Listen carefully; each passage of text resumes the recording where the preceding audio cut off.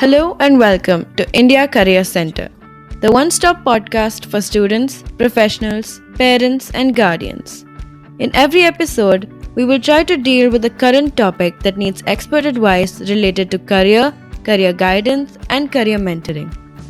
Please welcome your host, Dr. S.B. Mishra, to the show. And happy listening.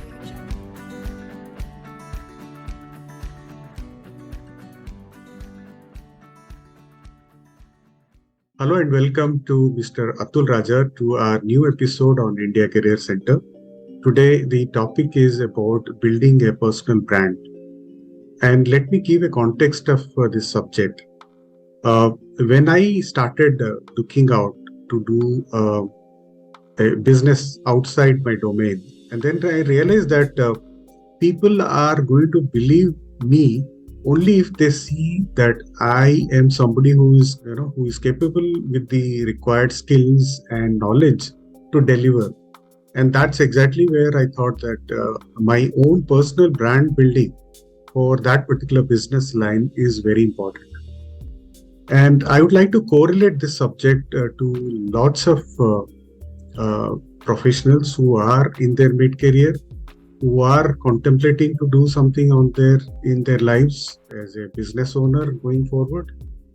For them also, it is very important to also start thinking about how to start building your personal brand right when they are in mid of their own professional career in different levels.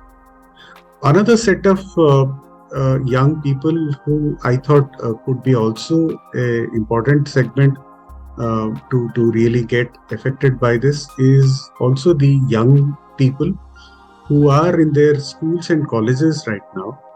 And let's say by 2030, they get into some kind of professional career. By 2030, the world is going to be very different because of automation, because of technology, and so on and so forth. So I clearly foresee that traditional jobs may not be a plenty by 2030, but there'll be no dearth of contractual jobs or contracts, professional contracts. So which means that younger people who are in school and college right now, I think start building their own capabilities in terms of skills and knowledge, and also in the process start building their own personal brand. To understand these concepts, I think we have the best possible speaker today, Mr. ATUL Raja. Sir, welcome once again to our show, and thank you for taking out time from your schedule to talk to us. Welcome once again. Thank you, Dr. Mishra. It's a pleasure. And thank you also for having me in your show. Thank you. So to start with, as I always do, I always ask my guest speakers to talk about their early personal life, their education, and how the early career has been and events have shaped them to what they are today. So take us through your personal journey, sir. Right. Once again, thanks, Dr. Mishra. I belong to a middle-class background. I've been brought up in a government ecosystem. My early schooling happened in Mussoorie. So it was the hills of Mussoorie that shaped my formative thoughts. I'm a science cum management graduate. I started my career with the Times of India as a management trainee. Since then, it has been a roller coaster, and I've never looked back in the corporate life since then. I feel a key highlight of my long career of 3 decades has been a very cross-industrial or a cross-sector experience. And why I'm highlighting this? Because to move out of your comfort zone is never easy, but I did that. And I did that with some difficulty. And looking back, I'm glad I did it because the learning curve has been immense and very diverse. Different industries give you very diverse learning. The learning curve is never complete, but sector-wise learning is absolutely diverse, and you will never actually be able to inculcate that kind of a diverse learning if you stick yourself to one particular sector. which many people do, and there is no right or wrong here. But I see that as a great career and a professional strength. So my experience actually ranges from consumer durables to FMCG to telecom to automobiles and to non-profits. So it's a cocktail experience, and today I'm here in my capacity as a career marketer speaking to you. Fantastic, sir. I think it's really a wonderful journey, and I'm sure a lot of young listeners and viewers today will actually take a lot of learning and take your journey as an inspiration going forward. So, going forward, as a specialist in the field of branding and marketing, help us really understand the difference between a product or organizational brand versus a personal brand. Well, that's a very interesting question because there is no straight answer to it, right? Because there are two divergent scenarios that coexist and run together. Scenario one, where the identity or the organizational brand is very closely intertwined with the leader brand or the brand of the co-founder or a very strong persona, right? So in essence, what we are seeing is that a corporate identity in scenario one gets very closely associated with that of the leader of the organization. Take Kiran Mazumdar-Shaw and Biocon, right? Take Elon Musk and Tesla. Take Richard Branson and Virgin, right? So their identities are very closely intertwined with the identities of their organization. From a consumer perception point of view, it's very difficult to differentiate that, right? So if a Richard Branson is feisty, he's unconventional, he's youthful, he's chirpy, he's energetic. So similar will be the brand attributes of the Virgin as an organization, right?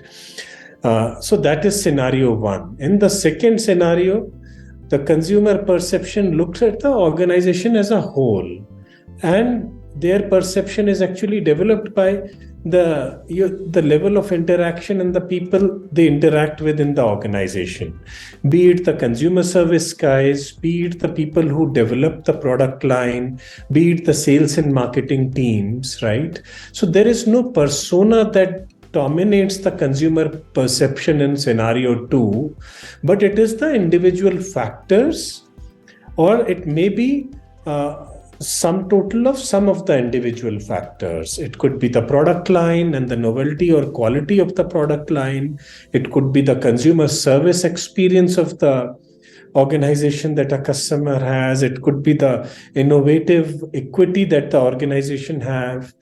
It also could be because of the marketing campaigns that, color the consumer perception in many cases.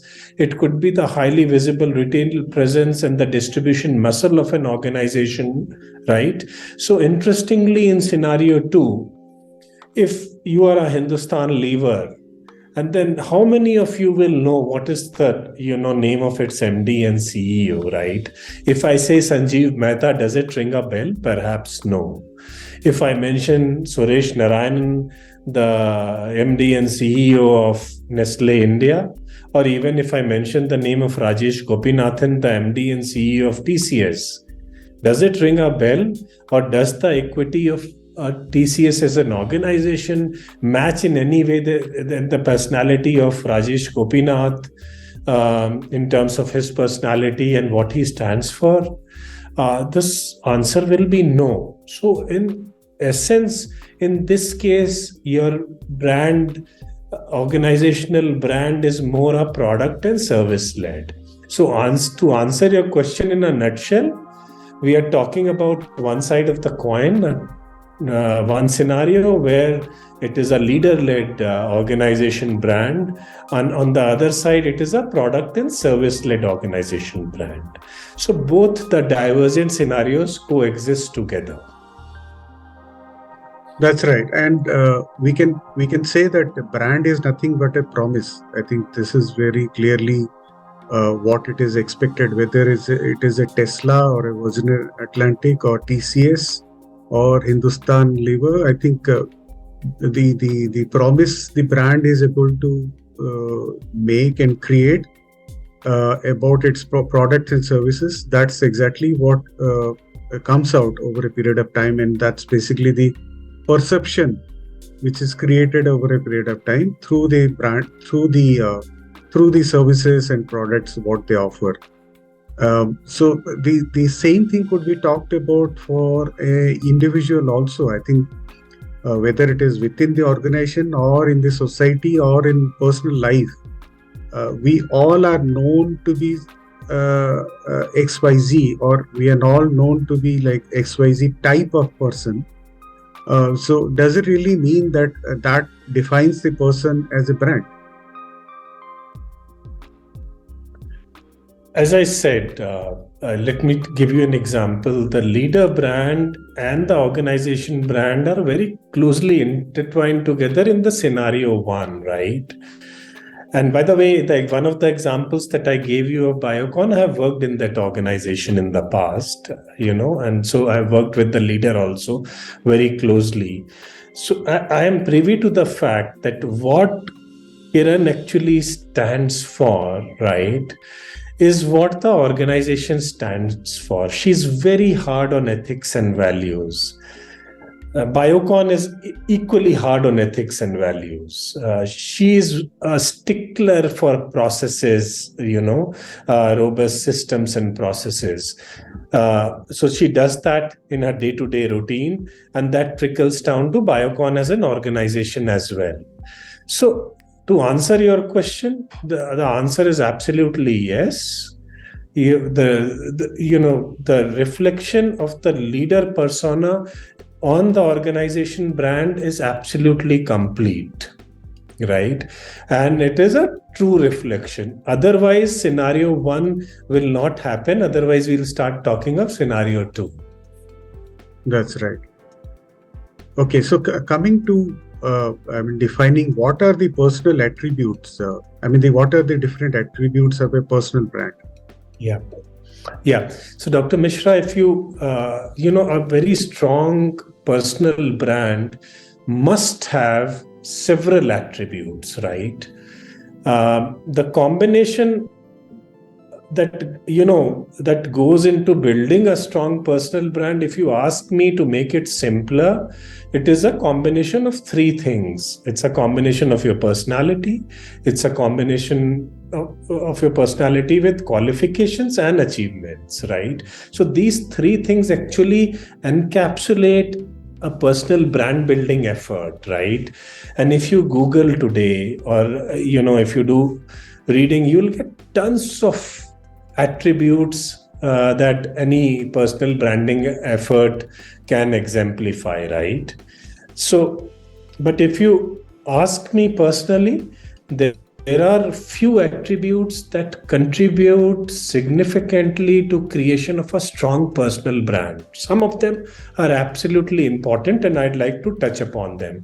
And the first is you need to have a 360-degree personality, right? This really helps you to reach out to a diverse audience, right? If you just focus on being a domain specialist, then you will get a domain specific audience, right? So the key is to create a brand that symbolizes a 360-degree awareness and knowledge, right? That remains at a periphery of your domain expertise, right? So if I'm a marketing specialist, I remain a marketing specialist. But to create a 360-degree periphery around my marketing domain knowledge is absolutely important. So this is what I feel, is a very strong attribute for anyone who wants to create a personal brand for whatever reasons, right? And the second very important attribute I feel is authenticity.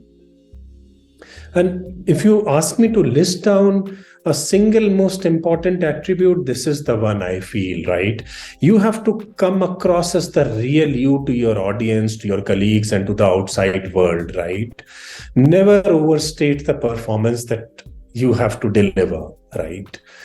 In fact, if you underperform if you under promise and over deliver, I would gun for it. I would recommend it highly because, in essence, that will really help you to connect with your consumers. And this is a more sustainable approach rather than overstating and under delivering, right? Thirdly, I think relevance is absolutely important as an attribute. It's not just about bridging expectations with delivery. You have to be contemporary and in tune with the times, right?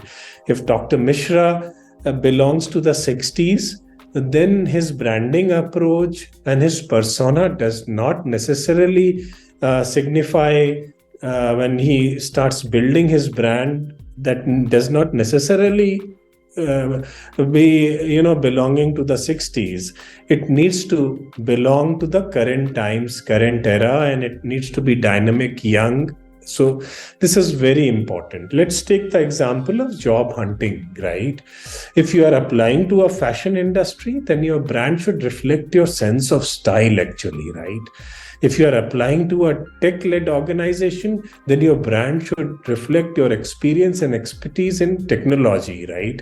So by being relevant, you are making it easy for employers to see how good a fit you are for their organization. And so this can apply this to any other field. So this is how you are relevant. Also, you are relevant by being up to date with raging issues of the day, with the current affairs of the day, with the social issues of the day, because you need to be able to debate the issues of the day, and you need to be strongly opinionated, right, to be seen as relevant to a particular ecosystems.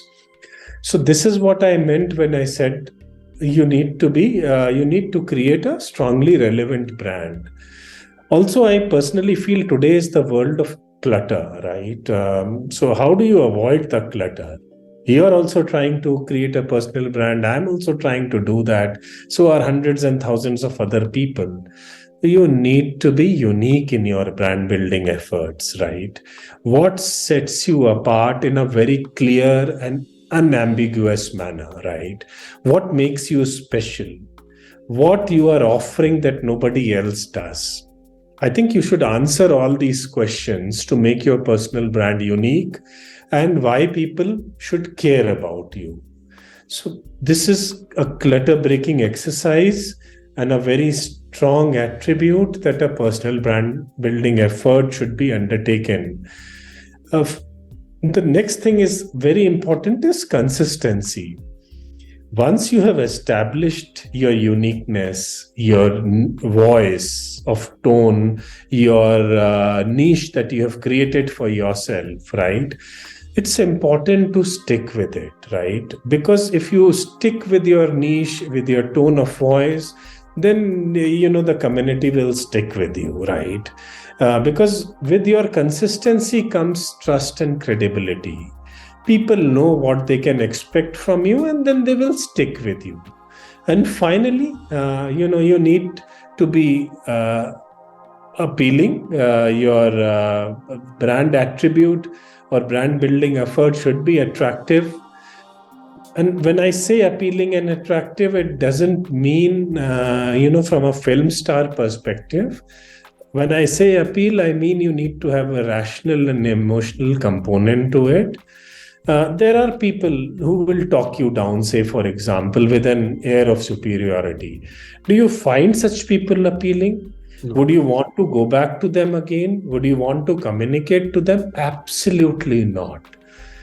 So, apart from the plethora and tens of attributes that are available there out in the outside world, Dr. Mishra, I personally feel these are 6 attributes that can actually go into a very strong personal brand building process, and these should be focused upon initially, and then everything else will fall into place. Fantastic. Very well said, sir. So I will like to quote here my own personal journey. I mean, while working for about 22 odd years, I never really focused on building my own personal brand. I mean, that could be true for many of my similar age people, or maybe slightly younger people. And it could be also because of the organizational compulsions, because some of the organizations are not so very open to their employees having an opinion about things which could be outside the work relevance also. Uh, but what do you really suggest uh, for young people who are professionals in their own capacity in different organizations, and to how do they start? I mean, probably if I was 15 years younger and I had heard about this conversation, probably I would have taken a different route altogether, which you're talking. So, how do you address to my younger self 15 years back? Right. So I can fully align with what you are saying, is because for a number of years, my personal brand was also, restricted to the organization, to the my colleagues, and it was very intrinsic, and it gave me a lot of happiness that, listen, wherever I am working, I have a brand equity and things like that. But times have changed very fast now, and your brand building effort has to be more extrinsic than intrinsic, right? So you have to look at the outside media, you have to leverage a number of things, and so I also did that, right? And I did that in the later part of my career, and I consciously did it. Although, let me specify with a caveat that there is no perfect model, and this is experiential. It may apply to some, it may not apply to some, but hopefully it is useful for the young people. What I did is I focused on the pie elements, as they say: performance, image, and exposure. So it helped me get into engaging conversations and building trust, as I was saying. On the other hand, PR plays a very important role in thought leadership. If you want to convey you yourself as an industry spokesperson or as a thought leader in a very specific knowledge domain. So I actually I authored a lot of articles in the mainline media, and in the process, I assisted a lot of readers and people with the most pressing questions. So this was one of the first things that I did. Also, a second thing that I did, and I felt it was very critical and most important component of my exercise, is that I used content heavily as a profile builder and a key differentiator. Now, I was able to do that. Let me specify, because content is a forte of mine, right? For a number of years, being a Copcom professional and being in the marketing field, it came naturally to me. But then, for the benefit of the people, I used what I call as a 3C approach in terms of content: create, curate, and cultivate. When I say create and curate, I meant create and curate my personal values, create and curate my thought process, create and curate content in a way that educates and motivates much more than entertains, right? And when I speak about cultivating content, I emphasize the use of very strong visuals. And I did that regularly in order to create a visual identity. So my learning is that a consistent effort with targeted content is a great help in creating a like-minded community. Right? So that's the second thing that I did. The third thing is, I leveraged the podcasts, right? So podcasts is a new phenomena today, right? And it's a very strong medium. It is an upcoming medium, but it is going to explode in times to come. I was reading a few data points, and it actually struck me. And because of what I read, I started using this media heavily. I was reading a PwC survey of 2020, that actually said that India has become the third largest consumer in terms of podcasts. And there are 58 million listeners to podcasts every month in India. And the figures struck me that this is the new audience. This is a massive audience, and you need to tap into it. So any young professional will definitely need to tap into it. There is also, a similar study of 2020 by KPMG that says that there is 20% increase in the podcast listenership in India in the first year of the pandemic itself. So this is the kind of audience and the massive reach that the podcasting platforms provide you today.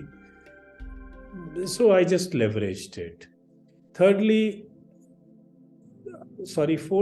I am a strong proponent of very strong research, and it goes hand in hand with the content outlook that you do. I feel strong research is the backbone of compelling content, and I do that all the time. So you research and then you come up with ways and means, basis that research, strategies, how to personify and bring that research element into your brand building efforts. And finally, I have always supported my online contacts. I personally feel whether I know people very well or I don't know them well, I have always gone ahead and tried to help them. I feel, it creates a goodwill beyond imagination, and unwillingly or unwittingly, it actually enhances your personal brand building efforts to a large extent. So these are the 5 things that I did, right from leveraging social media to PR, to leveraging the podcasting platforms, to entailing aggressive research, to helping out people and creating that empathy value on the online platforms. I think a combination of this has worked very well for me. And the young people of today can actually, if they want, not all of them, but some of them can definitely help them. Yeah, very well said. And I do also, looking at your profile on the LinkedIn, you have been regularly also upgrading yourself with your different institutions where you have taken up education or upskilling. So please do also let us know about your journey with respect to those institutions also. Right. See, the learning curve is never complete, as I had said earlier. Learning never ceases, right? And today's world, it's changing so fast thanks to digitization, thanks to the pandemic, thanks to the new world of work, thanks to the future of jobs. Upskilling, reskilling, and multi-skilling is of paramount importance today. It applies to a blue-collar worker on the shop floor. It applies to white-collar workforce. It applies to the youth of today, and it applies to people like me, right? So, just to answer your question, it has been my endeavor also to consistently upskill. So I undertake a lot of leadership programs. On one side of the coin, I, undertake enhance my learning onto the digital media. So I've actually taken course in IIM Bangalore, a specific course on digital media, and I was it was so helpful that I was sitting as part of the curriculum in the class itself, and I was sending emails to my team, check this, check that, because today I handle 25 social media platforms, I handle 9 websites. If I am not up to date, then I won't be able to do justice to my work profile. So you consistently need to upskill. And then, leadership as a very concept is utmost intriguing. That's what I feel. So, I've taken up a leadership program at the Wharton Business School at the University of Pennsylvania. And I personally feel that it's more than, what is taught to you. It's more than the peers that are sitting next to you that teach you more. Absolutely. The interactions are absolutely enriching. Sometimes they are pretty intense. The debates are of the highest quality. So that's the kind of learning that not only me, everybody needs at his or her own level. So that's the kind of upskilling I have always endeavored to do, and I will continue to do. Fantastic. So what's on the anvil now?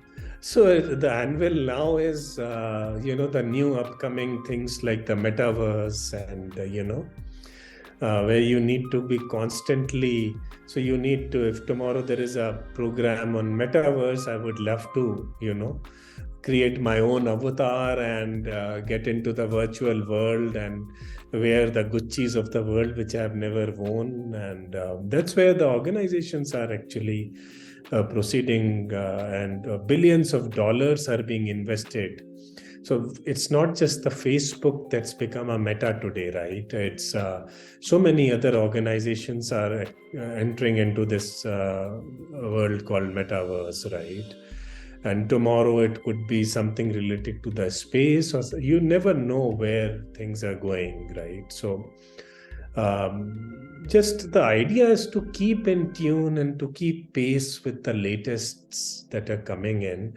And being in marketing and being in a part of a leader group, you always would need to keep yourself abreast with what's happening with the latest in this tech world, at least, because you never know what helps your organization, right? So the top marketeers or the top organizations like Adidas and Starbucks, many of them, McDonald's, many of them have already undertaken metaverse. So imagine a situation when a leader does not know the ABC of metaverse, whereas the strategic think tank recommends that this is the way forward to go with your marketing team. So you need to be abreast, otherwise you'll never be able to do justice. And it's a very recent phenomenon. The pace at which the change is happening is the pace at which you would need to upskill yourself. I can't help but, after listening to you, some very basic tenets, since we are talking about the youth, I would just tell them, if you want to build your personal brand, some generic things, have absolute clarity. What do you want to achieve, right? Do you want to attract recruiters? Are you doing it to land in your dream job? Do you want to do it because you want to be seen as an expert in your field? So have absolute clarity, then position yourself accordingly. That's also, you need to do a lot of soul searching, right? What are your values? What is your unique proposition, right? Once you do that kind of a soul searching, then you should craft your messaging and persona. And it will definitely resonate with your target audience, right? And then I talked about contents. I'm a great proponent of the blog. Blogs have been rated as one of the most trusted source for accurate online information. So get into blogs, communicate well with your target audience, and then also don't just think online, because this is the digital phase. Brand building and personal brand building is an offline plus online process. Never forget that. You can, if you are handing over a business card at a networking event, that's also a great way of, doing your personal brand building, or speaking at a conference, right? Or networking with the speaker at that conference. And finally, for the youth, be patient. Rome was not built in a day. So your brand building exercise will never be built in a day. It's a painstaking process. It takes time. So if you're not patient enough, you will get easily discouraged. Keep creating quality content, keep engaging with others, and eventually people will start taking notice of you.